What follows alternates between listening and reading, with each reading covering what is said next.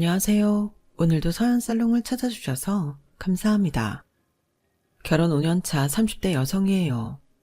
고작 35년 남짓이긴 하지만 살아보니 세상에서 가장 사악한 건 인간인 것 같더군요. 제 남편의 악랄한 행동을 보고는 그런 확신이 들었거든요. 저는 3년 연애 끝에 20대 끝자락에 결혼을 했어요. 원래 9수에는 결혼을 하는 게 아니라고들 하지만 시댁 사정상 그럴 수밖에 없었어요.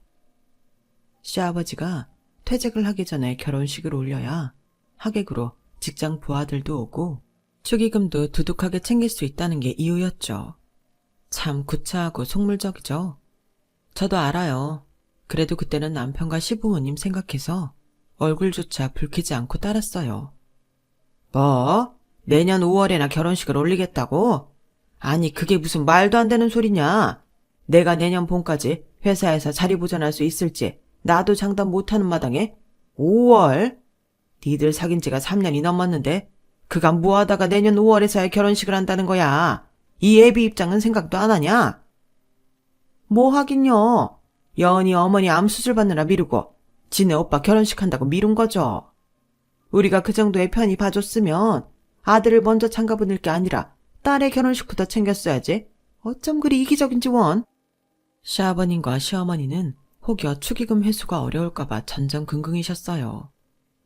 얘 여은아, 너도 이제 내 며느리 될 나이니까 내가 까놓고 말아마. 네 앞에서 이런 말하기 좀 그렇지만 내가 언제 회사에서 나오게 될지 몰라. 내 퇴사일이 내일이 될지 다음 달이 될지 모르는 판국이라고.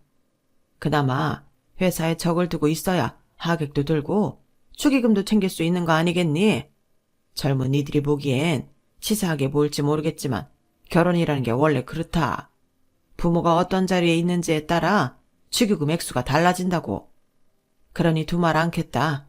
너희 부모님께 말씀드려서 올해 안에 식 올리는 걸로 해라. 아버지, 지금이 9월인데 언제 준비해서 결혼식을 해요? 살집도 구해야 되고 혼수 준비도 그렇고. 무엇보다 지금은 예식장도 없어요. 그게 뭔 상관이야. 집이야 신혼집은 결혼식 끝나고 천천히 구해도 되는 일이고 결혼식장이야 시설 안 따지면 못 구할 게 뭐겠냐. 왜 해보지도 않고 안 된다는 소리부터 하고 그래. 겨울이라 예식장도 비수기일 테니까 되는 대로 날짜 빠른 걸로 구해. 안 그러면 니들 결혼 허락 못한다. 마트에서 과자 한 봉지 사는 것도 아니고 평생 한 번 있을 자식 결혼식인데도 아버님은 축의금에 눈이 멀어 식부터 올리라고 닥달하셨어요. 저를 통해 그 말을 전해 들은 저희 부모님은 황당해서 입만 쩍 벌리고 계셨죠. 아니, 무슨 결혼이 애들 장난이니? 번갯불에 콩 구워 먹듯이 그렇게 할 일이냐고. 여보, 당신도 말 좀 해봐요. 아무리 사돈될 사람이라도 그렇지 이건 너무하잖아요. 엄마는 한마디 하라는 듯 아빠를 쳐다봤어요. 나도 이런 식으로 내 짤자식 결혼식을 치르고 싶지는 않지만 수영이 부모님 사정도 이해는 해드려야지. 퇴직 전에 자식 혼사 치르고 싶어하는 마음 이해 못할 것도 아니니까. 나부터라도 퇴직 앞둔 상황이면 내 자식 결혼 서두를 마음이 들 테니까. 그러니 이번 일은 우리가 맞춰줍시다. 따지고 보면 그쪽 말대로 우리 집 사정 때문에 지금까지 미뤄진 것도 사실이니까. 아빠의 설득에 엄마는 마지못해 그러기로 했어요. 순식간에 결정된 결혼식 때문에 발등에 불 떨어진 건 저와 남편이었죠. 당장 신혼집도 문제지만 결혼식장을 구하는 게 제일 큰 문제였어요. 결혼식장 잡기가 힘들어서 한겨울에 결혼하는 예비부부들이 많아서 이름 좀 있다 하는 곳은 일찌감치 다 예약이 차버린 상태였거든요. 그래도 우여곡절 끝에 남편 모교 동문회관에 자리가 나서 부랴부랴 예약을 했어요. 칼바람 부는 12월 15일, 우리 부부는 그 애를 넘기지 않겠다는 일념하에 결혼식을 진행했어요. 그리고 시아버님은 이듬해 1월 말에 퇴사를 하게 되셨죠. 저야 아버님 회사 사람들이 결혼식장에 얼마나 오셨는지는 알 수 없었지만 아버님이 원하시는 대로 해드렸으니 할 일은 다 했다 싶었어요. 그런데 나중에 남편한테 들어보니 이미 퇴사 전부터 회사 내에서는 아버님이 끈떨어진 연이라는 소문이 돌아서 생각만큼 부하 직원들이 결혼식장에 오지 않았다고 하더군요. 이럴 거 뭐하러 그 난리를 치고 12월에 결혼식을 했는지 우라통이 터졌어요. 그런데 결혼을 하고 보니 그런 건 화낼 일 축에도 안 끼더라고요. 시아버지 때문에 뒷목 잡는 일이 일상이 되었거든요. 실직을 한 아버님은 구직 활동을 열심히 하셨음에도 어디에서도 받아주는 것이 없었어요. 그런데도 마치 자신이 자발적으로 안식년을 갖는 것처럼 포장을 하셨죠. 뭐 그거야 좋다 그래요. 그런데 왜 그 불똥이 제 친정으로 튀냐 이거예요. 실직 후 하는 일 없이 집에서 하루 종일 시간을 보내게 된 아버님은 소위 말하는 삼식이 생활을 하셨어요. 그 바람에 한 달도 안 돼서 시어머니한테 바가지를 긁히게 되었죠. 하는 일도 없이 집에서 놀면서 어쩜 하루 세끼를 꼬박꼬박 다 찾아 먹으려고 그래요. 안 그래도 당신이 집에 그러고 붙어 있으니까 숨이 꽉 막히는데 내가 이 나이에 밥순이 노릇까지 해야겠냐고요. 적어도 하루 한 끼는 빵으로 때우던가 라면으로 때울 것이지 꼭 새로운 반찬을 만들어 대령하길 바라니 내가 어디 살겠냐고요. 난 더는 이렇게 못 사니까 하루 한 끼는 당신이 알아서 때워요. 어머님의 폭탄 선언에 당장 한 끼를 알아서 챙기게 된 아버님은 어이없게도 저희 부모님이 하시는 편의점으로 향하셨어요. 당신 친구분들을 만나러 가면 될 걸 왜 하필 우리 부모님 편의점인가 했더니 밥값이 아까워 그랬더라고요. 친구를 만나면 얻어먹을 수만은 없으니 한 번은 사야 되는데 사돈 댁에 가는 거니 알아서 저희 부모님이 밥은 먹여주겠지 싶었던 거죠. 이런 내막을 몰랐던 저희 부모님은 갑작스런 사돈의 방문에 근처 맛집에서 점심 대접을 하셨어요. 내 딸 좀 예쁘게 봐달라는 의미였죠. 딸 자식 둔 부모의 그런 애틋한 마음을 시아버지는 알차게 이용하셨고요.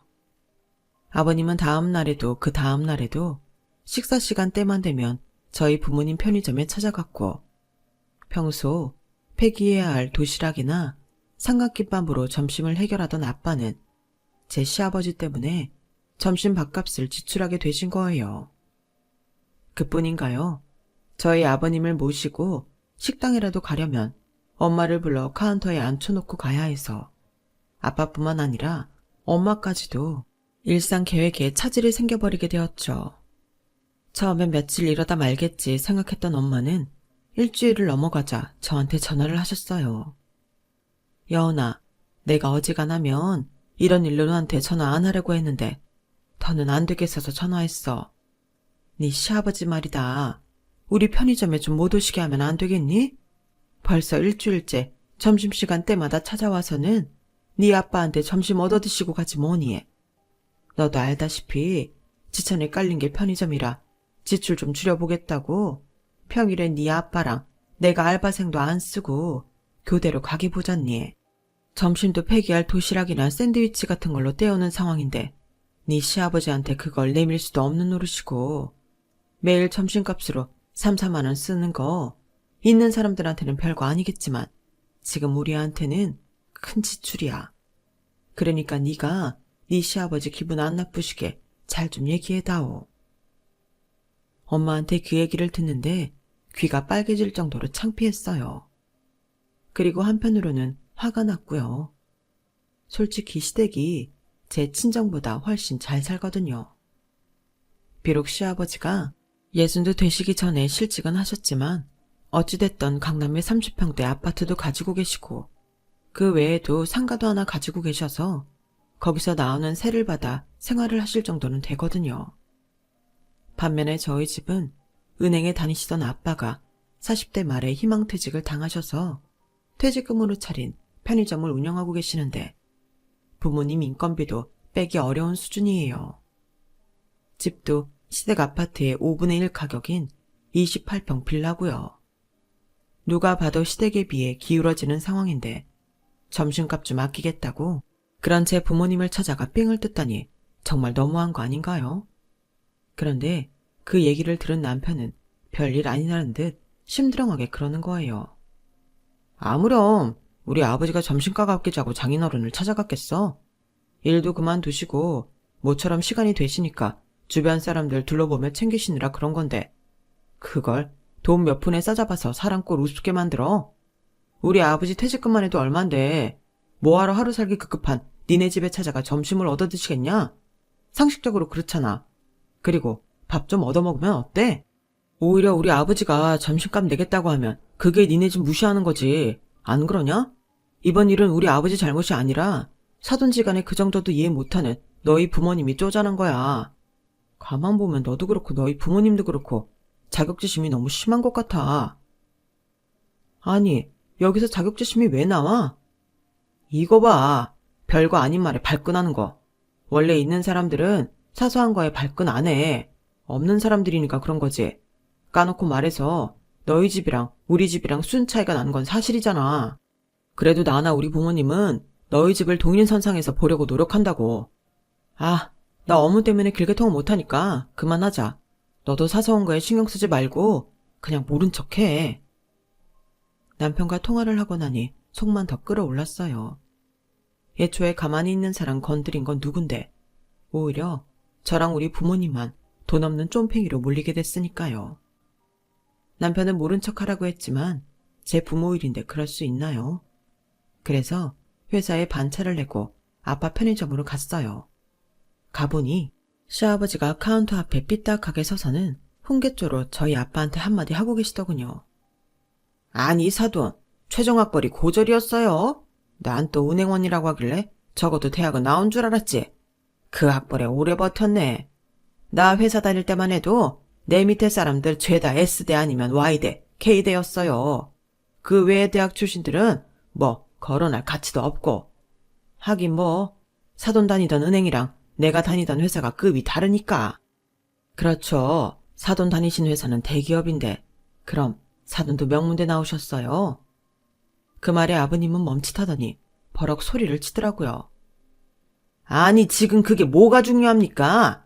내 말의 요지는 내가 다니던 회사는 명문대 정도는 나와야 입사할 수 있는 대단한 회사란 얘기 아닙니까? 내가 나온 대학이 S대인지 Y대인지 K대인지가 중요한 게 아니라 포인트는 내가 그 회사에 다녔다는 거. 그리고 내가 잘난 명문대 출신들 위해서 군림했다는 사실이 중요한 겁니다. 대학도 못 나오신 분이 되게 학벌 따지시네. 사돈이 그렇게 편협한 생각을 하고 사니까 그 나이에 이런 편의점 카운터나 지키고 사는 겁니다. 남자가 돼서는 이게 뭡니까? 유통기한 지난 도시락이나 까먹고 어린 손님들한테까지 꼬박꼬박 존대해가며 머리나 숙이고 나 같으면 배를 골아도 이렇게는 안 삽니다. 그 말에 저희 아빠 표정이 어두워지셨지만 딸을 위해서 꾹 참고 계신 것 같았어요. 하지만 딸인 저로서는 그 모습을 보고 그냥 넘어갈 수가 없더라고요. 그래서 문을 벌컥 열고 안으로 들어갔어요. 그리고는 정색을 하며 한마디 했죠. 아버님, 남의 영업장에서 장사 방해하고 공짜 점심까지 얻어드신 분이 그런 말할 처지는 아닌 것 같은데요.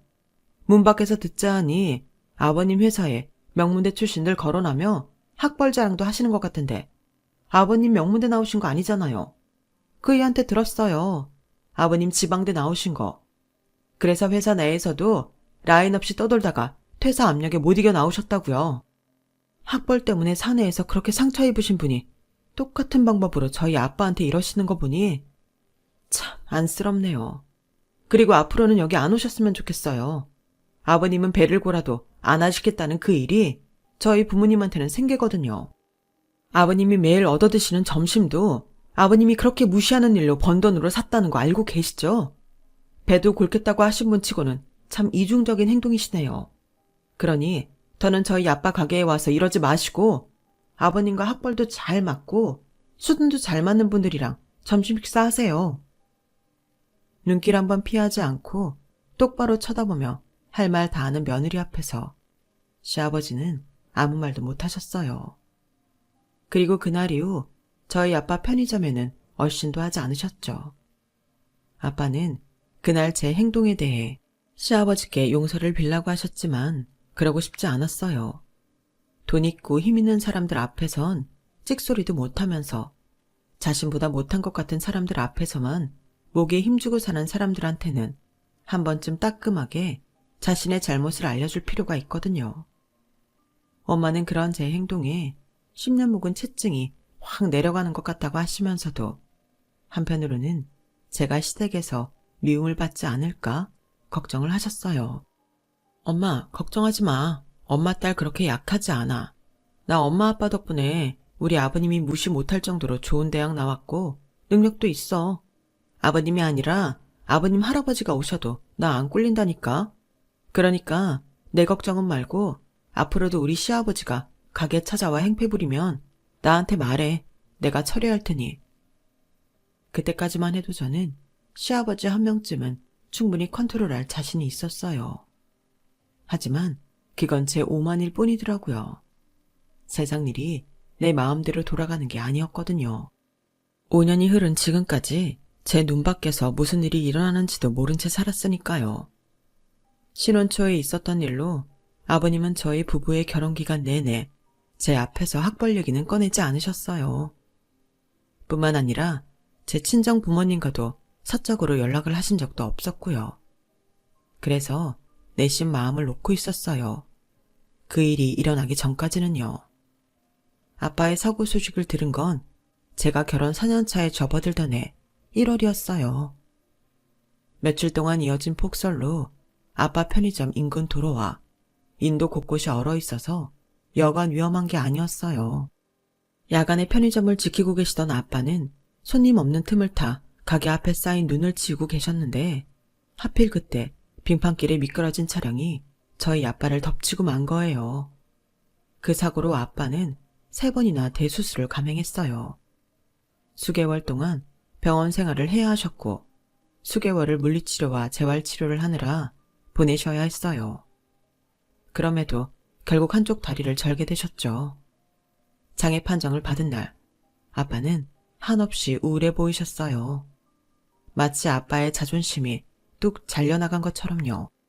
그런 아빠를 위로하려고 친정을 찾는 날이 많아졌지만 좀처럼 아빠는 기운을 차리지 못하셨죠. 아빠, 언제까지 축 처진 어깨로 지낼 거야? 세상 무너졌어? 아니잖아. 뭐든 생각하기 나름이라고 그랬어. 그 큰 사고를 당하고도 아빠 살아있잖아. 얼마나 다행이야. 그날 아빠 잘못됐으면 나랑 엄마는 지금처럼 온전히 못 살았을 거야. 우린 아빠가 이렇게 살아준 거에 감사한다고. 그러니까 아빠, 기운내. 다리 한쪽 다쳤다고 아빠 인생 끝난 거 아니니까. 나도 아는데 그게 마음처럼 쉽게 털어지지가 않아. 이젠 네 엄마랑 등산도 할 수 없고 무거운 짐도 네 엄마한테 떠넘길 수밖에 없으니까. 할 수 있는 것보다 할 수 없는 것만 더 크게 느껴지는데 어쩌겠니? 그래도 우리 딸 말대로 아빠가 힘내볼게. 이상준이 인생 아직 안 끝났으니까. 아빠는 하루하루를 불행과 다행 사이에서 힘겨운 싸움을 해나가셨어요. 그리고 몇 달 뒤에는 다시 편의점 일도 시작하셨죠. 비록 전처럼 박스를 나르거나 무거운 짐을 옮길 수는 없게 됐지만 그래도 최선을 다해 한 사람 몫을 해나가셨어요. 그리고 그 무렵 수년간 재취업에 실패하셨던 시아버지의 취직 소식이 들려왔어요. 아버님이 취직을 하셨다고? 어디에? 어디가 중요한가? 다시 일을 시작하셨다는 게 중요하지. 사무직은 아니고 명예직이라나 봐. 그래도 대기업 출신이라 퇴직한 지 몇 년이나 됐는데도 불러주는 것도 있고. 이번에 우리 아버지 다시 봤다니까. 그동안 삼식이니 뭐니 집에서 엄마한테 눈총만 받고 사시더니 이제 다시 어깨 쫙 펴고 사시게 됐지 뭐야. 아참, 취직 기념으로 차도 바꾸신대. 그래서 말인데 자기야, 우리 아버지가 타던 차 내가 끌고 다니면 어떨까? 지금 우리가 타는 차는 경차라. 장거리 여행 갈 때도 불편하고 또 아이 생기면 카시트 놓기도 좀 그렇잖아. 아버지가 예전에 출퇴근용으로 쓰시던 거라서 차도 깨끗하고 거리도 얼마 뛰지 않아서 중고라도 상태가 꽤 좋거든. 남한테 파느니 아들이 나한테 주신다는데 자기 생각은 어때? 당연히 좋지. 그런데 아버님이 그 차를 그냥 주시겠대? 자기 말대로 차 상태가 좋아서 중고로 내놓으면 꽤 받을 텐데. 그냥은 아니고 아버지 차 사실 때 내가 명의 빌려드리기로 했어. 어차피 나중에 나한테 물려주실 거니까 괜히 차 명의 옮기고 할 거 없이 아버지 명의로 돼 있는 차는 내가 타고 아버지 새 차는 내 명의로 새 차 뽑자시더라고. 계산해보니까 그게 더 이익이더라고. 그럼 자기도 허락한 걸로 알고 아버지한테 말씀드린다. 사실 저는 차에 대해 잘 몰라서 명의 이전을 하지 않는 게 더 이익이라는 남편 말을 곧이곧대로 믿었어요. 그 이면에 제가 모르는 더러운 수작질이 있었다는 건 생각조차 하지 못한 채로요. 얼마 뒤 남편이 끌고 온 아버님 차는 남편 말대로 상태가 좋았어요. 평소 차를 애지중지하시던 아버님답게 차 관리를 잘해오셨더라고요. 그동안 쭉 경차를 타왔던 저로서는 확 달라진 승차감에 놀랄 수밖에 없었죠. 비록 새 차는 아니었지만 남편은 주말마다 직접 손세차를 해가며 차의 애착을 드러냈어요. 평생 차량용품에 관심도 안 두던 저 역시도 인터넷 쇼핑몰에서 차량 방향제며 카시트를 검색하기 시작했죠. 주말에 남편과 차를 끌고 드라이브를 나가는 날도 많아졌고요.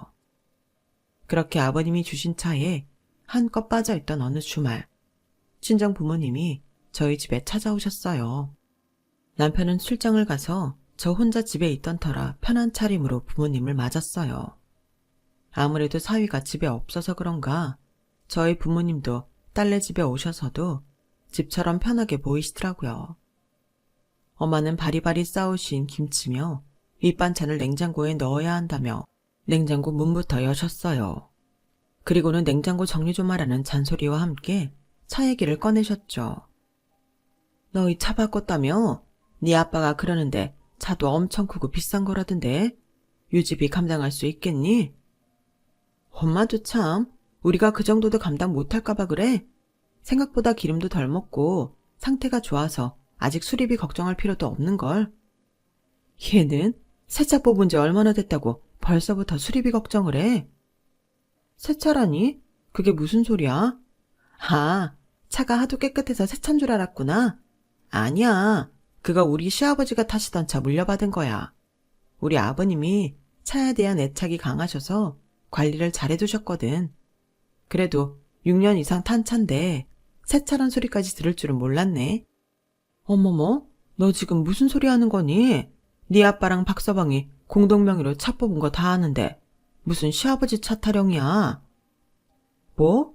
아빠랑 그이가 공동명의로 차를 뽑아? 그래, 네 아빠가 장애인 등록이 돼 있잖니. 그래서 네 아빠랑 직계가족 배우자 공동명의로 차를 사면 세금 혜택이 있다더라고. 우리도 그런 얘기를 박서방한테 듣고 알았지 뭐냐. 사위도 자식인데 못해줄 거 뭐 있냐고. 네 아빠가 명의 빌려줬어. 사위 위해서라기보다는 내 딸 자식 좋은 차 싸게 사주려고 그런 거겠지만.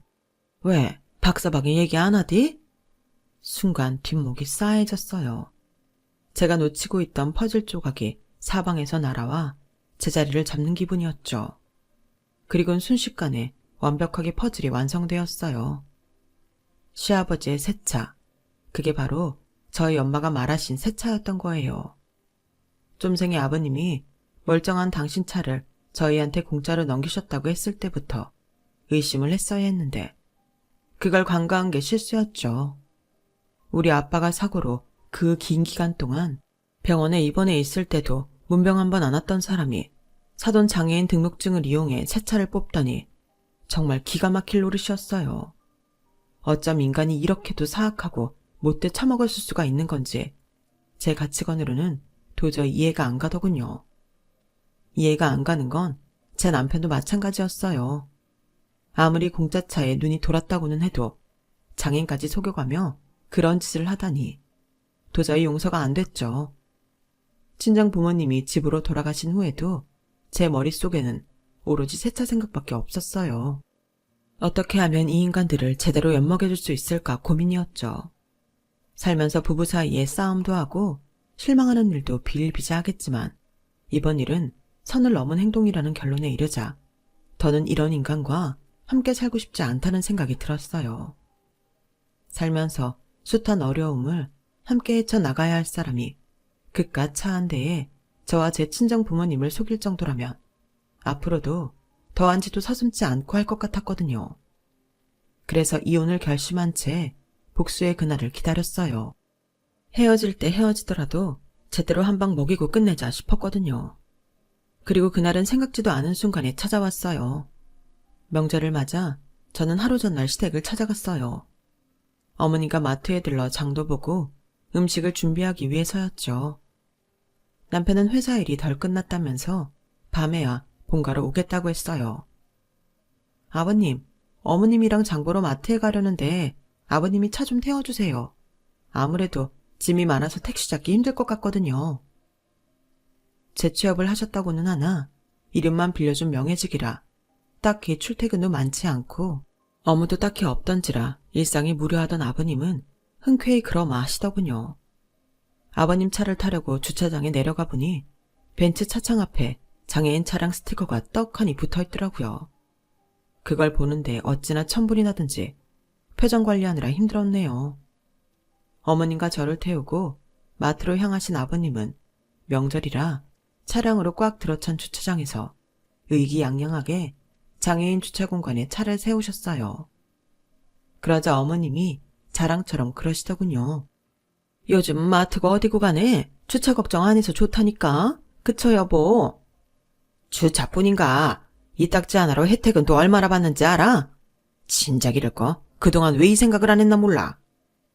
아버님은 신이 나서 떠들다가 백미러로 저랑 눈이 마주치자 표정을 확 바꾸곤 횡설수설을 해댔어요. 아가, 오해 말아라. 이 장애인 차량 스티커는 내 지인이 빌려준 거야. 그 친구가 나한테 빚이 좀 많은 친구거든. 어머? 당신한테 빚을 진 친구가 있어요? 당신 나 몰래 또 돈 꿔줬어요? 얼마나 꿔줬는데 자기 장애인 등록증까지 빌려줬대요? 말해봐요. 이 사람이? 그건 나중에 얘기해줄게. 일단 그 입부터 다물고 차에서 내려. 장 안 볼 거야. 아버님은 자신이 한 거짓말에 걸려들어 누구한테 얼마나 빌려줬냐고 따지고 드는 시어머니 때문에 진땀을 흘려야 했어요. 제가 버젓이 앉아있으니 우리 아빠 명의를 훔쳐서 했다고는 말 못하고 자꾸 말을 빙빙 돌리기만 했죠. 그러자 미심쩍은 아버님 행동에 어머님은 더 집요하게 파고들기 시작했고 결국 대판 싸움이 벌어지게 되었어요. 그 사이 저는 차에서 내려 경찰에 신고를 했어요. 장애인 명의를 도용해 차량을 구입하고 장애인 혜택을 가로챈 인간이 있으니 잡아가라고 말이죠. 차 안에서 시부모님이 한참을 싸우는 동안 제 신고를 받고 도착한 경찰이 차창을 두드렸어요. 신고가 들어와서 그런데 신분증 좀 보여주시죠. 경찰의 말에 아버님은 당신이 지금 장애인 전용 주차칸에 주차를 하고 있다는 사실도 까먹은 채 경찰관한테 되려 큰 소리를 치셨죠. 신고는 무슨? 아니, 내 옆에 내랑 말다툼 좀 했다고 경찰까지 나서는 게 말이 돼? 집안일이니까 상관하지 마쇼. 그러자 경찰은 굳은 얼굴로 다시 한번 신분증 제시를 요구했고 아버님이 차창까지 닫고 차 안에서 무응답으로 뻗대자 최후의 통첩으로 당장 차 밖으로 나와 신분증을 제시하지 않으면 차창을 부술 수 있다고 말했어요. 그제야 사태의 심각성을 눈치챈 어머님은 얼른 차문을 열고 뛰어내렸죠. 그리고는 아버님께 당장 문 열어주라고 버럭 소리를 치셨어요. 인간아, 신분증 주면 될 걸 왜 일을 크게 만들어? 새 차에 흠집이라도 생기면 당신이 책임질 거야. 얼른 경찰관한테 신분증 내주라고. 상황이 이쯤 되자 아버님도 더는 뻗대지 못하고 차창을 내렸어요. 그리고는 신분증을 내주며 궁시렁댔죠. 그 젊은 양반이 빡빡하게 굴기는 예쏘 내 신분증. 내가 무슨 범죄자도 아니고 어디서 죄인 취급이야. 공권력을 이렇게 행사해도 되는 거야? 나 이래봬도 우리나라에서 알아주는 기업에 몸담던 사람이라고. 어디서 말단 경찰직 공무원 나부랭이라 선량한 시민한테 시비냐고. 그러자 경찰이 아버님 얼굴을 빤히 보며 물었어요. 이 차량 선생님 본인 차량 맞습니까? 당연하지. 내 돈 주고 내가 산 차인데 왜? 이젠 차량 도난범으로라도 몰아가려고 그러나? 우리나라 경찰은 이래서 문제라니까. 지들 잘못 가리려고 어떻게든 선량한 시민을 범법자로 몰려고 한다니까. 이봐요. 나 그렇게 호락호락한 사람 아니야. 그러니까 쓸데없이 사람 시간 뺏지 말고 가보셔. 살다 보니 별 그지 같은 일이 다 있네. 퇴! 아버님은 차장 밖으로 침까지 뱉으며 성질을 냈어요. 그런데 하필 그 침이 경찰 신발에 뚝 떨어졌지 뭐예요.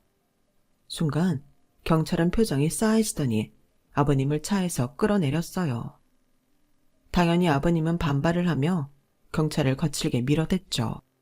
이게 지금 뭐하는 짓이야? 너 내가 누군 줄 알아?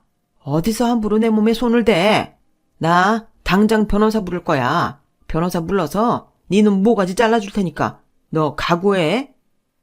씩씩대며 휴대폰을 꺼내들던 시아버지는 자신의 팔을 잡으려던 경찰의 배를 발로 걷어차더군요. 그 바람에 뒤로 넘어진 경찰은 옆에 세워져 있던 차량 사이드미러에 얼굴이 부딪혀 눈가가 찢어지고 말았죠. 주차장 바닥으로 선홍색 피가 뚝뚝 떨어지자 상황은 순식간에 급변해버렸어요. 다친 경찰과 한 조를 이루고 있던 경찰은 순식간에 달려들어 미란다 원칙을 읊어대며 아버님 손에 수갑을 채워 경찰차에 태웠고 다친 경찰의 이마를 지어라고는 마트 주차장을 빠져나갔어요. 어머님은 눈앞에서 남편이 경찰한테 끌려가자 다리에 힘이 풀렸는지 그 자리에 주저앉고 말았죠. 명절 전 벌어진 사건으로 시댁은 발칵 뒤집어졌어요. 부랴부랴 경찰서로 달려온 남편은 경찰을 통해 사건 정황을 전해 듣고는 제 머리를 쥐어뜯었죠. 그리고는 저를 붙잡고 이러더군요. 여보, 장인어른한테 말 좀 잘해서 우리 아빠 혐의 좀 벗겨주라. 지금 경찰 폭행도 폭행이지만 사기죄까지 덤터기 쓸 판이야. 실은 장인어른한테는 우리 차 바꾼다고 말씀드리곤 장인어른 장애인 혜택 이용해서 우리 아버지 차 바꿔드렸거든. 근데 어떤 놈이 신고를 했는지 경찰이 그 사실을 알아버렸지 뭐야. 그러니까 당신이 장인어른께 말씀드려서 우리 아버지 차 그거 사위인 나한테 해주신 거라고 경찰에 얘기 좀 해달라고 부탁 좀 드려줘. 어? 부탁이야 제발. 장인어른도 넓게 보면 가족인데 가족끼리 이 정도 부탁은 들어줄 수 있는 거잖아. 아 진짜 왜 대먹지 않은 것들은 궁지에 몰리면 이렇게 가족 타령을 하는 건지 모르겠더라고요. 단 한 번도 가족으로서 책임과 의무는 하지 않았으면서 말이죠. 그래서 일부러 목소리를 높여 다 들으라는 듯 말했어요. 아, 그러니까 지금 당신 말은 당신이랑 당신 아버님이 우리 아빠 장애인 등록증 가지고 새 차 뽑은 걸 경찰한테는 우리 아빠가 사위인 당신한테 차 뽑아준 걸로 거짓말해달라는 거구나. 가족끼리 이 정도 거짓말은 해도 되는 거라고? 그런데 어쩌나? 난 우리 아빠한테 그런 부탁하고 싶지 않은데. 그 차 당신 아버지가 타고 다닌 거 맞잖아. 명의만 우리 아빠랑 당신 공동명의로 됐지? 실제 이용한 건 당신 아버지잖아. 근데 왜 우리 아빠가 범법행위에 힘을 실어줘야 돼? 우리 아빠는 사돈이랑 사위가 이런 더러운 짓거리를 하는 줄도 모르고 사위가 타는 걸로 알고 공동명의로 해주신 거밖에 없는데 왜 우리 아빠를 사기꾼으로 만들려는 거냐고. 가족이니까? 진짜 가 족같은 소리하고 자빠졌네. 야, 너 왜 갑자기 폭주해서 난리야. 그리고 목소리 안 낮춰? 경찰이 들으면 어쩌려고 그래. 막말로 사위도 자식 아니야? 가족 아니냐고. 그럼 어려울 때 도와줄 수도 있는 건데 왜 이렇게 빡빡하게 구냐고. 네가 우리 아빠를 가족이라고 생각은 했니? 입 있으면 말해봐. 가족이라는 새끼가 장애인이 다쳐서 병원에 입원했다는데도 걱정은커녕 혹여 내가 병원비 대줄까봐 그 난리를 치냐? 네 아버지도 그래. 사돈이 사고를 당해서 몇 달을 병원 생활을 하는데도 문병 한번 온 적 있니? 그래놓곤 장애 판정 받자마자 장애인 등록증 이용해서 차 바꿀 생각부터 해? 이게 무슨 가족이야. 길거리에서 마주치는 남보다 못한 사이지. 오늘 네 아버지한테 왜 경찰이 찾아왔는지 모르겠니? 내가 신고했어. 뻔뻔하게 사돈 명의 훔쳐서 세금 혜택 받아가며 차 산 것도 모자라. 당당하게 장애인 주차구역에 파킹하는 거 보고 빡 돌아서 법의 심판 좀 받으라고 내가 직접 경찰에 신고했다고. 그러자 경찰과 마주 앉아 조서를 꾸미던 시아버지가 벌떡 일어나 소리쳤어요. 이 미친? 네 년이 집안 말아먹으려고 작정을 했구나. 내가 저런 걸 며느리라고 받아들였다니. 아이고, 내가 미친놈이지. 수영이 너 뭐하냐? 저년 당장 내쫓아라. 앞으론 우리 집에 발도 못 들이게 니들 당장 이혼해. 당장이라도 터질 것처럼 벌건 얼굴로 핏대까지 세우고 떠드는 시아버지를 보니 웃음이 났어요. 이 와중에 이혼이 무슨 무기라도 되는 양 떠드는 게 가소롭기만 했거든요. 듣던 중 반가운 소리네요. 그런데 이혼은 그쪽이 하자고 해서 하는 게 아니라 내가 요구할 겁니다. 이런 구질구질하고 비도덕적인 인간들하고 더는 서류상으로라도 가족으로 엮이고 싶지 않거든요. 그러자 경찰 소파에 앉아 다 죽어가던 시어머니가 성큼성큼 다가와 그러는 거예요. 너 아주 무서운 애구나. 우리가 그동안 너한테 얼마나 잘해줬는데 우리 집안을 이렇게 쑥대밭을 만드니? 우리가 너한테 뭘 잘못했길래 이러는 거냐고. 은혜는 못 갚을 망정 최소한 예의는 지켜야 할 거 아니야. 예의요? 말 나온 김에 한마디 하겠는데요. 어머님은 예의라는 단어 뜻을 알기는 하시나요? 지난 5년 동안 어머님 아버님이 제 친정 부모님한테 했던 짓은 예의 있는 짓이었나요? 아들 자식 가진 게 무슨 대수라고. 시아버지는 툭하면 내 아빠 찾아가 밥값이나 뜯어대고, 시어머니는 철철이 김치에 우리 외할머니 된장까지 퍼다먹으면서 입 싹 닦아놓곤 어디서 예의 타령을 하세요? 그게 뭐 김치 쪼가리랑 된장 좀 얻어먹은 게 예의 없는 짓이라니? 사람이 살다 보면 서로 나눠 먹고 살 수도 있는 거지. 된장만 해도 그래. 니네 외가 된장이 맛이 있길래 맛있는 거 좀 나눠 먹었을 뿐인데 그게 그렇게 큰 죄니? 아이고, 너 그렇게 안 봤는데 정말 인정머리라고는 없는 애구나. 김치 쪼가리 좀 얻어 드셨다고요? 매년 김장 때마다 김치통으로 몇 통씩 꼬박꼬박 뜯어간 게 고작 김치 쪼가리라고요? 어머님, 저 시집 오고 단 한 번이라도 김장하신 적 있어요? 매년 저 몰래 제 친정에서 가져다 드셨잖아요. 하다하다 차까지 끌고 가서 우리 외할머니 된장독 채로 털어놓곤 맛있어서 좀 나눠 먹었다니 우리나라 절도범들이 형님을 모실 소리네요. 어쩜 변명도 그리 신박하게 하시는지 정말 대단하십니다. 어머님이 이렇게 당당하게 말씀하시니 저도 그에 부응을 해드려야겠네요. 저요, 갈라설 때 갈라서더라도 지금까지 어머님이랑 아버님이 내 친정 부모님한테 뜯어간 것들은 다 받아내야겠어요. 안 그랬다간 내가 화병에 걸릴 것 같거든요. 아시다시피 저희 아빠가 은행원 출신인 거 아시죠? 금전 출납부를 어찌나 꼼꼼하게 정리해두셨는지 그간 아버님이 뜯어먹은 밥값이며 공짜로 집어간 담배까지 죄다 적혀있더라고요. 그뿐인 줄 아세요?